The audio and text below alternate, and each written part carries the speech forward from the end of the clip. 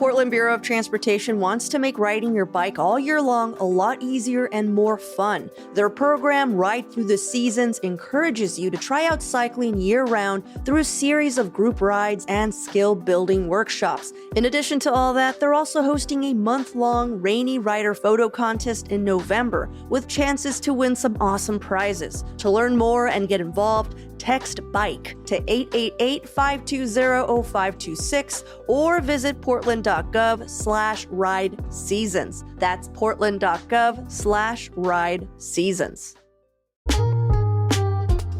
Hey guys, want to make your home cozier and save a little more money? Take a free online energy assessment from Energy Trust of Oregon. It's fast, easy, and gives you personalized tips to boost your home energy savings, lower bills, and more comfort. Shoot, I'm taking this quiz. Let's take it together at visitenergytrust.org/assessment. We can join thousands of Oregonians already making smarter energy moves. That's energytrust.org/assessment.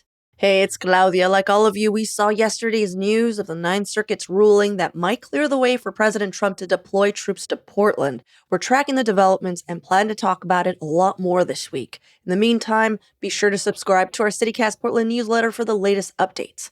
All right, let's get to today's show. Today on CityCast Portland, we're talking with Portland Monthly's associate editor of food and drink, Alex Frayne, about the best fried chicken in town. Our city has so many delicious takes on this comfort food, from the classic style of the southern states to additions like Korean snow cheese, Vietnamese fish sauce, and Thai curry. Plus, we have sandwiches, wings, and all the delicious sides. There are so many styles to choose from. Here are some top picks to help you discover your new favorite spots. It's Tuesday, October 21st. I'm Claudia Meza, and this is what Portland's talking about.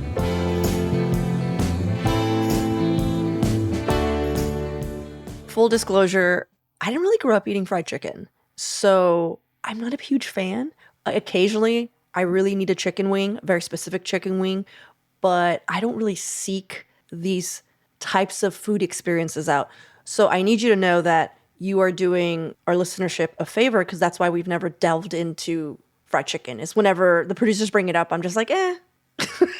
It surprises me because of your love of dive bars, because, you know, my first episode, we were talking about what constitutes a dive bar, and I mentioned that food being too good is sort of a disqualifier. Mm-hmm. But the one exception, I would say, is fried chicken, because you can have like a deep fryer and still be a dive bar. So I'm a little surprised. Also, I didn't really grow up eating fried chicken either. I don't think it's objectively one of the best foods you can put in your mouth. So I don't think childhood upbringing has any. I think you're just a little strange, Claudia. Oh, really? You think I'm a little strange? Wow. I was giving myself an out here, Alex. No, even as a kid, when they would bring it to me, I would take off the skin and I'd be like, yeah, this is a lot. This is a lot you want me to process. It is absolutely a lot. It is just a bunch of literally oil and flours, basically. So since we're talking fried chicken, what makes up a really good piece of fried chicken? Yeah, that's a great question. I mean, I think the most basic fundamental is that it has to have a really nice, crisp, golden, crunchy exterior, and then the interior has to be cooked properly, right? Like the easiest way to ruin fried chicken is to dry it out. Mm-hmm. Once you nail that, basically everything else is just kind of supplemental. Having a good spice blend, having the right seasoning, obviously is going to help. It's going to be a good thing. And the best fried chicken is going to have something special going on in the dredge or in the seasoning or in a sauce on it. You can make a pretty phenomenal piece of meat that way. You don't need to get too crazy with it. So basically, if it's cooked well. What I do want to say, though, as a person who's not a big fan of fried chicken, I do not like greasy. I don't like a residue in my mouth for too long. I want it to be more chicken than skin. Okay. If that makes sense. It does, absolutely. I want the experience to be like I'm eating chicken, not like I'm eating this covering, you know? So you're not a popcorn chicken person then? No. That would be like the opposite of what, because that can go straight to hell. Yeah. That's basically just batter with some meat, maybe like tucked inside. Exactly. So now that we've covered our bases, on what we both think is good fried chicken. And I've given everyone that disclosure. So if they're just like, wow, it really sounds like she doesn't like fried chicken. Yeah, you might be right. Who do you think is making the best fried chicken in Portland right now? There's a lot of competition, and especially because there are so many different culinary and cultural approaches to fried chicken. But let's go ahead and start with probably the most popular place to name. When people are talking about fried chicken in Portland, there's one name that always rises to the top that any list is going to be incomplete without, that people have written entire articles about on its own, and that's Little Dive Bar on, was that 28th and Division, Reel 'em In. Reel 'em In is the gold standard for American Southern fried chicken. It famously takes a very long time to get. Everything is made and fried to order.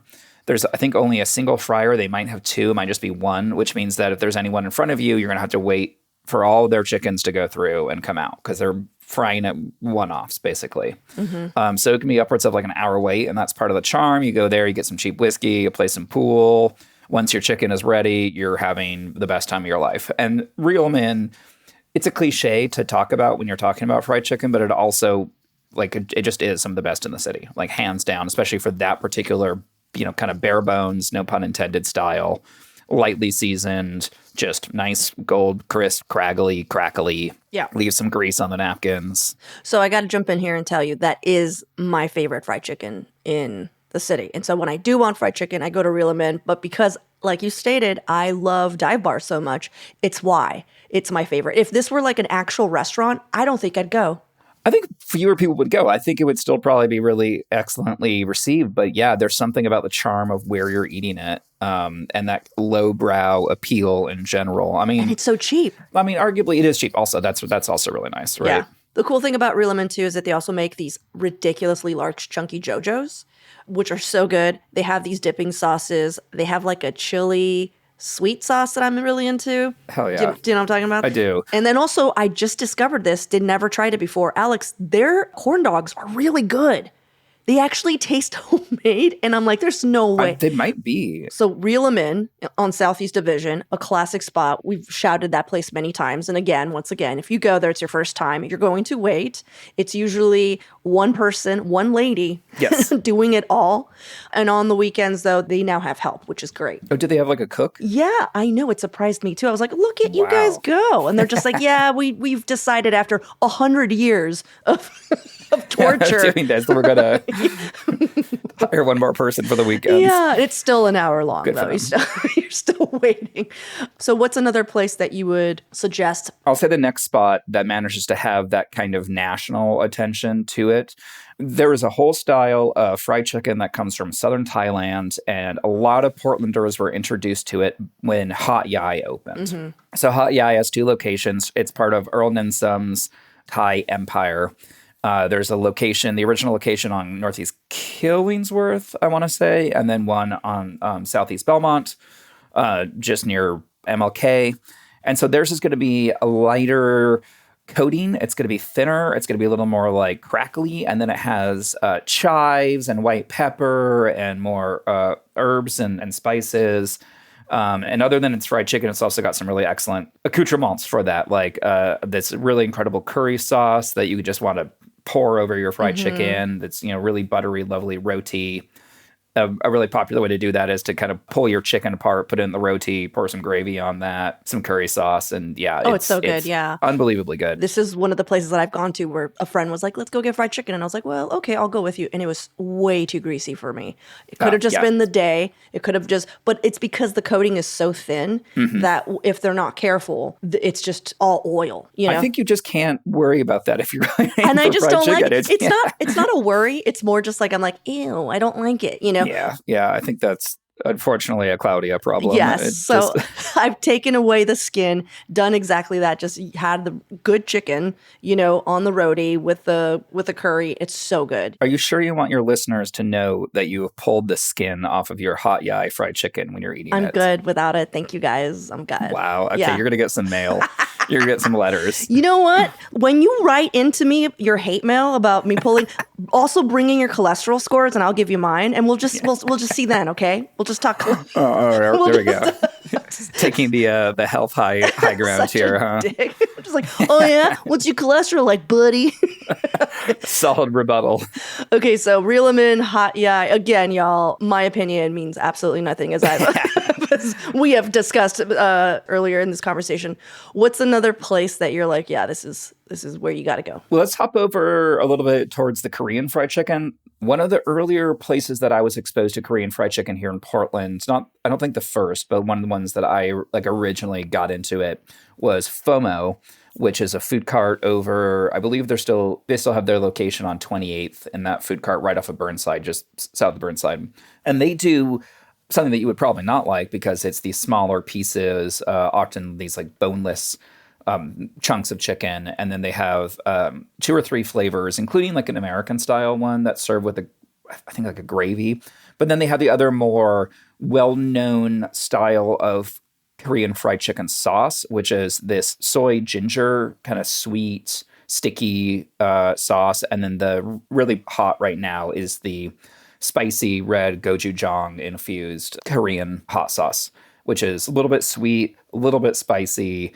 And when you get the craving for like a Korean style fried chicken, there's nothing that can quite approach it, right? You really specifically have to have that. And one of the best ones in town still to this day is FOMO. Okay. And there's a number of other really excellent KFC restaurants around town. And I mean Korean fried chicken. Obviously. Oh my God. But FOMO was one of my earliest and so one of my favorite spots. You get it with some rice and like a cucumber salad or like a slaw. Freaking killer. It's great. All right.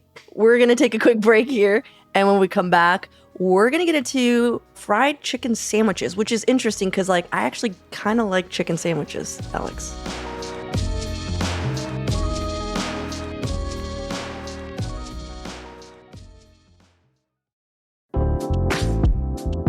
Hey, all you wine drinkers out there, grape harvest is coming. And I know we're spoiled here in the Willamette Valley, but if you're looking to spread your wine tasting wings, I just made that up. Walla Walla Valley in Southeast Washington is home to more than 130 wineries offering great wines and new vineyard experiences. Like I've actually been wanting to check out Abeja, which means bee in Spanish, by the way. Their grounds look beautiful and 4-time James Beard Award nominee chef Mike Easton heads their kitchen. And there are so many other beautiful grounds to explore that are constantly putting on special events and prefix menus. Plus, Walla Walla has a walkable historic downtown core where you can enjoy more farm fresh fine dining from other celebrated chefs. It's just a scenic 4-hour drive away, and many of these wineries have adorable accommodations on their estates. Head over to wallawalla.org for more info and to plan your visit today. That's wallawalla.org. If you're a home DIYer like me, you might have a few leftover paint cans gathering dust in your basement. Or maybe your house already came with a bunch of them like mine did. So I'm happy to share that Paint Care makes recycling your leftover paint, stain, and varnish simple and easy with convenient drop-off locations as close as your local hardware store. Paint Care has 3 simple rules for painting smarter. 1, buy the right amount of paint for the job. 2, use up leftover paint. And 3, recycle the rest. If you visit paintcare.org/3simplerules, you'll find tips on how to do all 3. Buying the right amount of paint for your project, exploring DIY ideas for how to use up leftover paint, and also just look up the nearest drop-off site in your neighborhood. Paint Care is all about keeping it simple for Oregonians.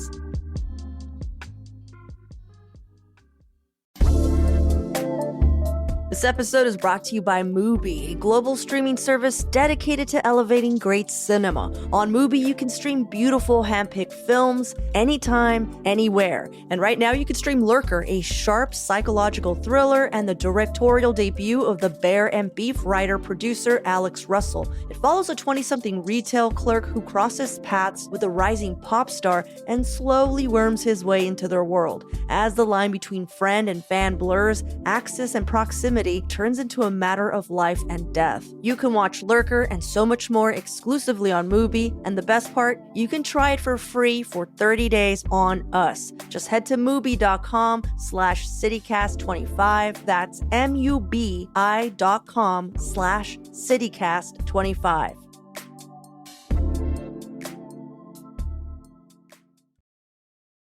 All right. let's talk fried chicken sandwiches. What are the ideal components for the best fried chicken sandwich? Because let me tell you why I like a fried chicken sandwich as opposed to just fried chicken is because I like the crispness of like if they put in veggies and, you know, Right. and like now we Helps have to bread. kind of break up Exactly. the hegemony of the fried oil breading. So what makes a good fried chicken sandwich, in my opinion, that textural variety, like you just mentioned, it's got to be there. I like a fluffy bun. Usually you want to grill the bun, right, to give it that protective layer. Some kind of sauce. It can just be like a mayo or some sort of spread like that. And then when it comes to vegetables, I think one of the most commonly used additions to a fried chicken sandwich, and one that I particularly love, is a slaw. Some sort of crisp cabbage slaw, or even like a cucumber slaw, things like that, to really brighten up the sandwich to help cut through some of the Yeah. richness of a fried chicken sandwich. Give me your top 3 fried chicken sandwiches in town. Let's go ahead and start with the most, I would think, the most obvious one, which is JoJo. So JoJo started as a food cart on Powell and about Chavez and Powell, and now it still has that food cart. It also has a brick and mortar in the Pearl District, which has a pretty broad menu, a little bit larger of a menu, including a lot of vegetarian options, gluten-free options. But their sandwiches are always made with chicken thighs, and I don't know where the owner, Justin Hintz, gets his chicken thighs, but they're gargantuan somehow. These are huge chicken sandwiches, to the point that I can really barely get through one, to be completely honest. Like, it's just so much richness. It's really, really good, though. Always really juicy, really tender, never overcooked. He's got a lot of different styles that he does. I think the main one is pretty much what I described, which is like slaw, pickles, and then the chicken thigh with like a mayonnaise. But he also has one with like American cheese or with Thai spices, things like that. One that predates that, however, I believe, is at the Zipper, which is that shared space bar patio with multiple counter service restaurants over on Sandy. And that would be Basilisk. And Basilisk also has these really towering chicken sandwiches. Like, you pretty much have to unhinge your jaw if you're going to try to bite into it, or you can just cut in half. Yeah. Yeah, that's really pretty key. And one of the things that Basilisk helped do was introduce hot chicken to Portland. I don't know if it was the first hot chicken in Portland. It might have been. Hot chicken is from Nashville, and it involves just an unbelievable amount of red pepper in the sauce and in the actual like dredge and the actual, I don't know if it's technically a batter or not there. And you can have different levels of heat, obviously. I've had the original hot chicken in Nashville. I think I got like a medium, and it was one of the most incendiary things I've ever eaten. I had friends who got like the actual hot and not even touching the extra hot, and were still... Did they die? No, but he thought he was going to after he had a hot fish, which is similar, but apparently even hotter.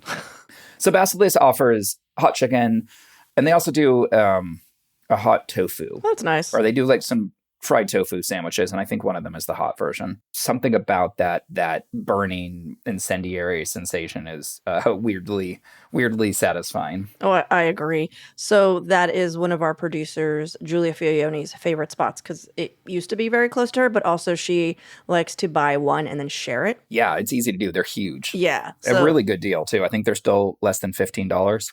What is your third favorite chicken sandwich in town? The other one is a Korean one, and that's going to be Fry Baby. That's a more recent one. I think it opened up last year or maybe 2023. The reason that Fry Baby is so excellent, and it was at Little America. It just had its last day at Little America a couple days ago, and it's now moving over to the Heist Food Cart Pod on Woodstock. That is a man named Sonny Hatch. He is Korean American, was raised in Texas, so he really kind of combines like Southern American chicken with Korean fried chicken. And I think the thing that's most remarkable about his fried chicken, especially the ones on his sandwiches, is that he uses this really cool blend for the dredge, which is rice flour, tapioca flour, and potato flour.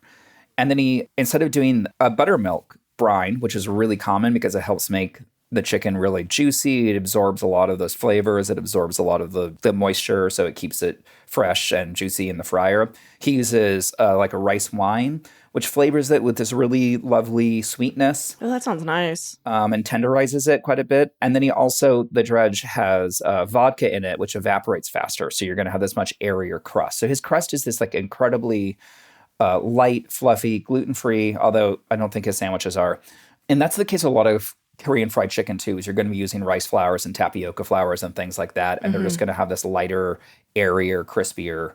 Less greasy, I gotta say. Yes, absolutely. And the other thing that he has that's phenomenal, he's also got like the soy garlic glaze and the gochujang, the spicy red sweet gochujang glaze. But the other thing that he has might have been the first in Portland to do this. Apparently it's a thing in Korea, but it's called snow cheese. Oh, yeah. Kind of like if you took an Annie's mac and cheese and just took the flavoring packet, right, the cheese packet, and slightly sweetened it and then dusted the chicken in that. It's just kind of transformative and amazing.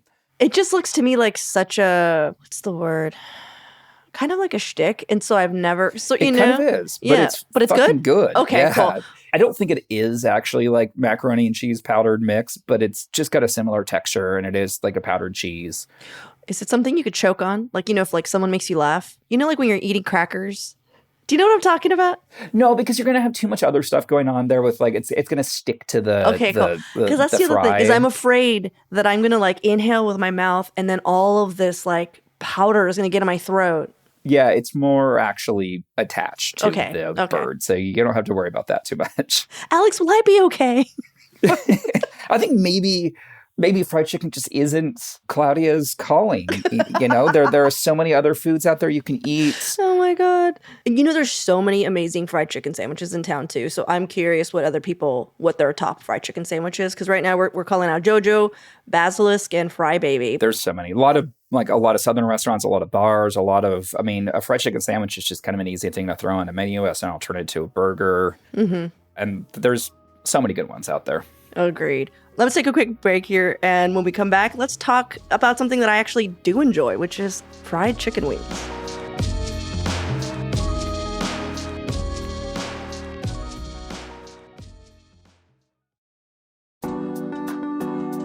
Okay, I have the next 60 seconds to convince you to go check out Doer Jeans. You can time me. Are we ready? Okay, go. Doer makes stylish, bike-friendly clothes that are designed to keep you cool, comfortable, and looking good. They're pioneers of blending technical innovation with everyday clothing without it looking like boring athletic wear. Like, even if these clothes weren't made with Coolmax, which is supposed to regulate your body temp and wick moisture, you would want to wear them. They gave me a pair of jeans to try out, and y'all, they look good. And they're not harnessing the full power of the sun and directing it straight to my legs like most other jeans do when it's sunny and above 70 degrees. And Doer just opened up a store right here in Portland at 820 Northwest 23rd Avenue, so you can feel the difference firsthand. And CityCast Portland listeners get 15% off their first order. You can either just mention the code CCPDX for your first in-store purchase, or go online at shopdoer.com/CCPDX. That's shopduer.com/CCPDX.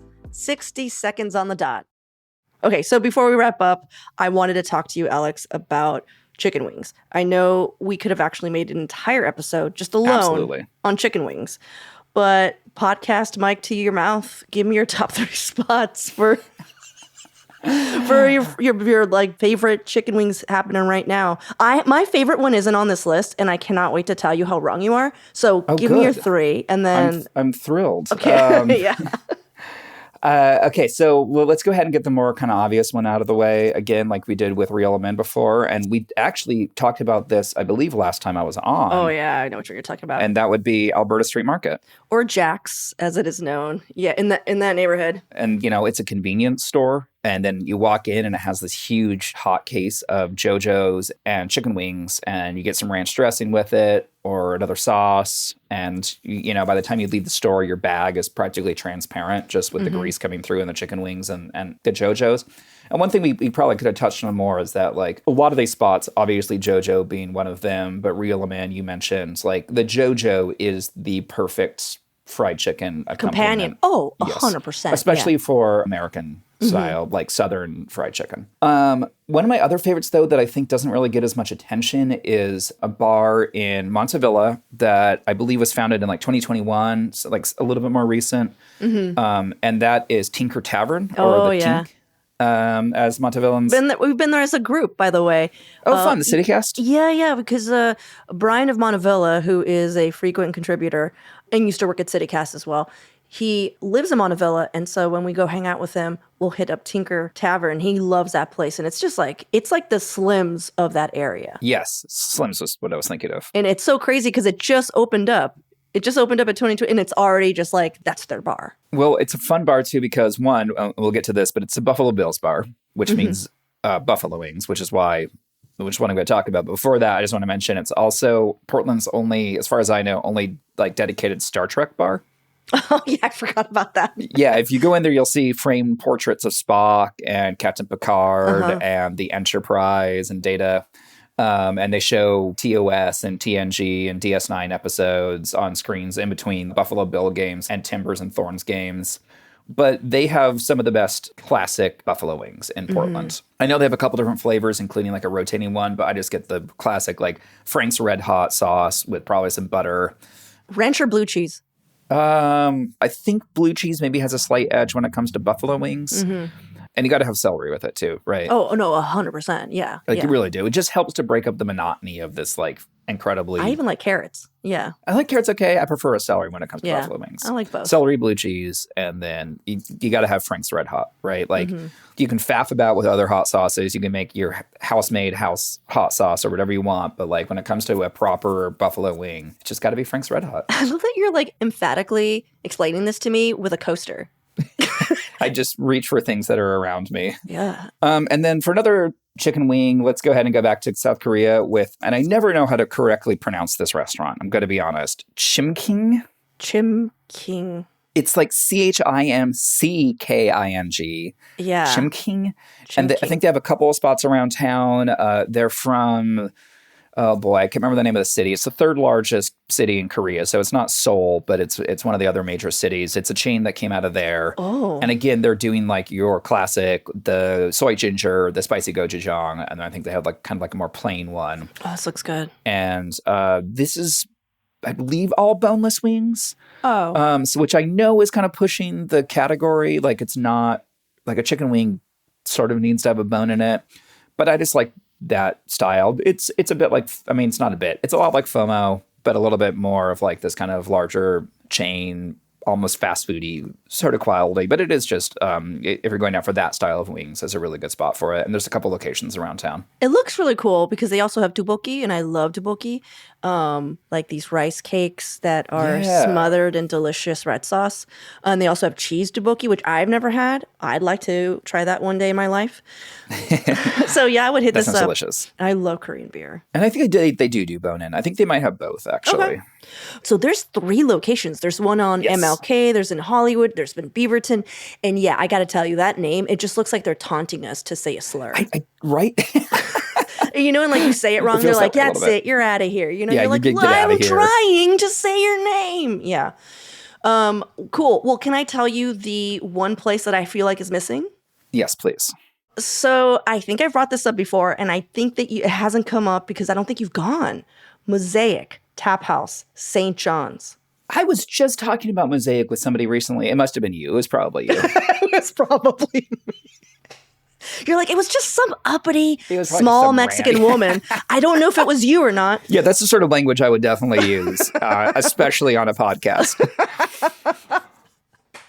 Okay, anyhow, Mosaic Tap House has the most amazing fried chicken wings. In my opinion, they cover it in this delicious, they have different flavors now, but my favorite is this like fish sauce. Oh, yeah. Okay. You can get it spicy. So this is the move, y'all. You get it depending on your spice level. Either you get really spicy, know that it's really spicy, or medium spicy, which is what I do because I care for myself.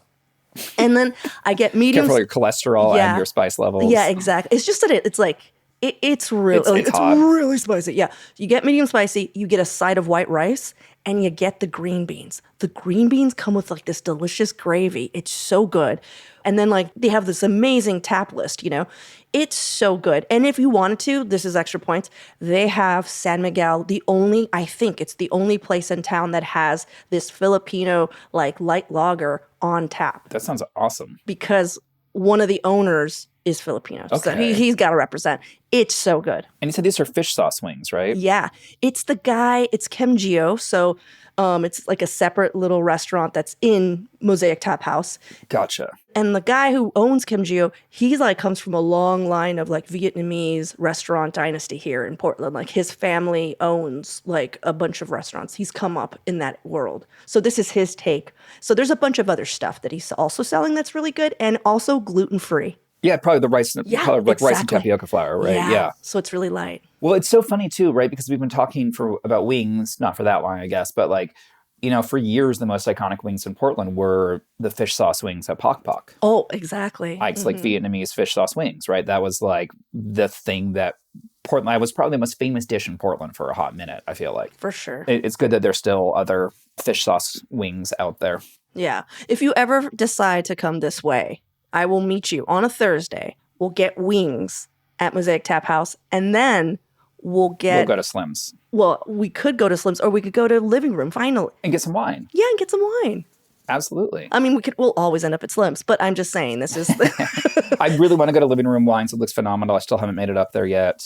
Let's do it. I know they've got a little cafe there now too, which seems really cute. All right, just think about it. Oh, well, I'm not going to think about it. I'm going to do it. That sounds awesome. Yes. Awesome. Well, you guys, thank you so much for hanging out with us. Alex, thank you for your expertise Thank you. on this subject that I clearly know so little about. But if anyone listening is like, hey, you missed this place, you missed that place, whatever, email us, portland@citycast.fm. We'll shout it out in our mailbag. We want to know. And also, we will send it straight to Alex. We're just going to, Alex, you were wrong. This is where... Well, as a warning, as a reminder, this was by no means a comprehensive list. This was a couple of my favorite spots across town. Do you have an article at Portland Monthly that covers this? We have 2 articles. We actually have one on fried chicken, and then we have another one on wings. Cool. We'll link it into our show notes. Oh, that'd be amazing. Thank you.